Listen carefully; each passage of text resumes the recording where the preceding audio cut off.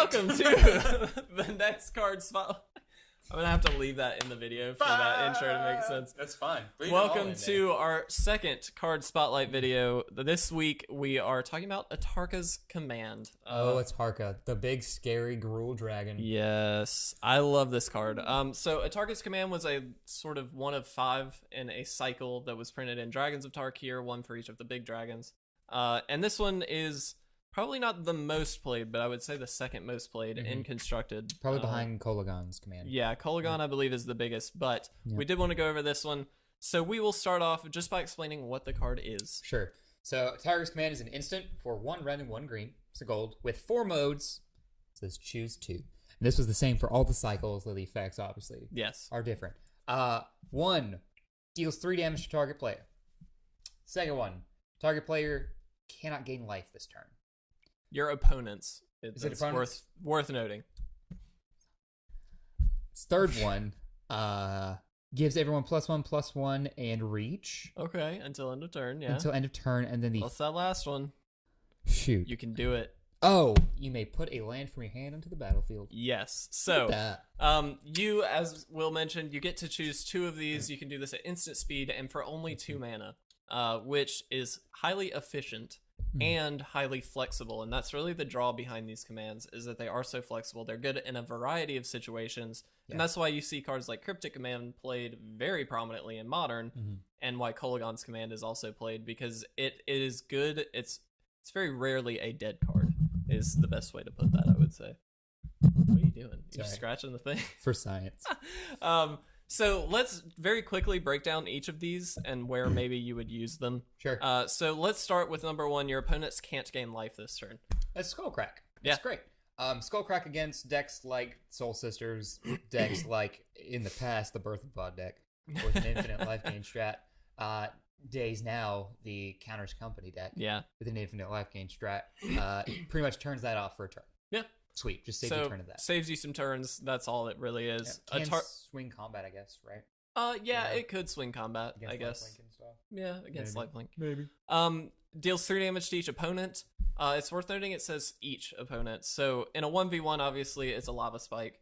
However, in a multiplayer format, you're going to hit 3 damage to everybody. So say you play this in Commander, and it's a 4-player pod, you're going to deal 9 damage just off of 2 mana, which is great. Very efficient. Yeah, that's awesome. Nothing else to say, really. Yeah, that's all. I mean, It's a bolt with upside. yeah. Okay. All right. Number 3? Yeah. You want to take number 3? Sure. You may put a land card from your hand onto the battlefield. Just play an extra land. Yeah, it's like a worse Explore. Yeah. I mean, that's all it really is. But honestly, I really don't feel bad about that. No, I think... Even though that's probably the rarest one to get played. Yeah, I think it Would you say? definitely is the rarest, because it's not like it's drawing you a card and then you Right. get to do that. So it's really only helping you if you need another mode to choose, and for some reason the others don't really match up against anything, right? Yeah, Like, but it's still, you're a turn ahead. yeah, It's never bad, yeah, guys. exactly.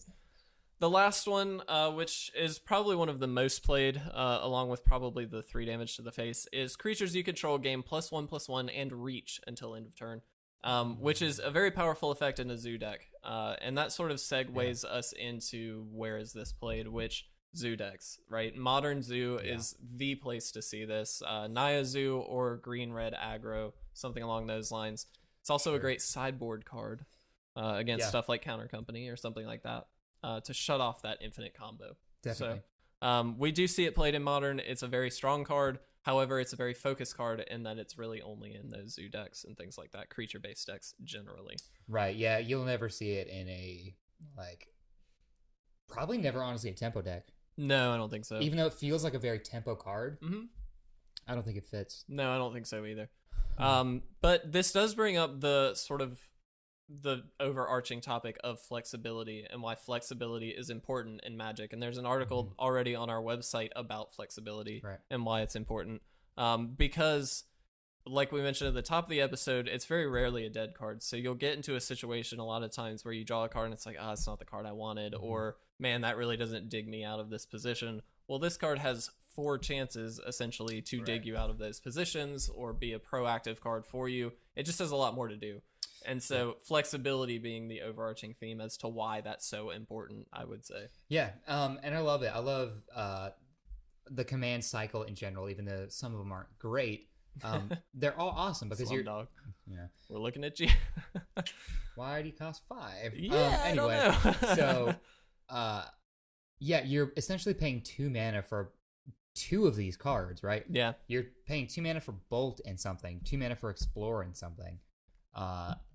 It's nice. It seems like it's at a premium price. Yeah, for all absolutely. Of these things. And at instant speed, you get to play it at any point in the game. So you get that variety there. So really like this card. Again, probably just under Kolaghan's Command as far as power level with this specific cycle, but it is very good. Kolaghan's, it's pretty ideal. Pretty good. Maybe we'll do that next week. But yeah, so I think we covered the 3 points that we wanted. Why is it good? What is it, and where can we play it? So, indeed. Anything else you want to say? Atarka is a good dragon.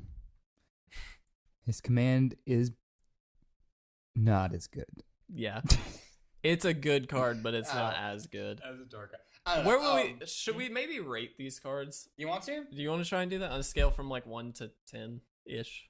1 to 10, or do you want to do 1 to 5? Let's do them in line. Oh, okay. You know what I'm saying? I think so. Okay, so the worst is Slumdog. We're probably gonna say that. Ojutai next? Probably Ojutai, then Dramoka. Yes. Then Atarka, and then Kolaghan. Yeah, I think we're in agreement there. Pretty much unanimous. Yeah, I don't think there's really any disputing that. Although the top 3, I think some people might argue about. Yeah, I mean, you can change the deck around, but I think Kolaghan's is infinitely more powerful than Atarka's. So good. But yeah, I really do like Atarka's, though. It obviously is really good in certain decks, so I'm happy to see it. Yes, but I think it does add a lot of leverage the decks it goes in. It's kind of the Jace v Ponder argument.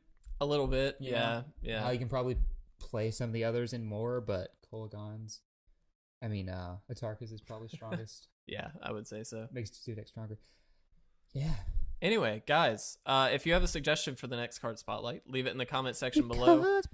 If you disagree with us for some reason, what's your list on the cycle of the commands? Or if you have any other points that you would like to make on Atarka's command, leave them in the comment section below. If you like this video, like it. If you want to see more of them, subscribe.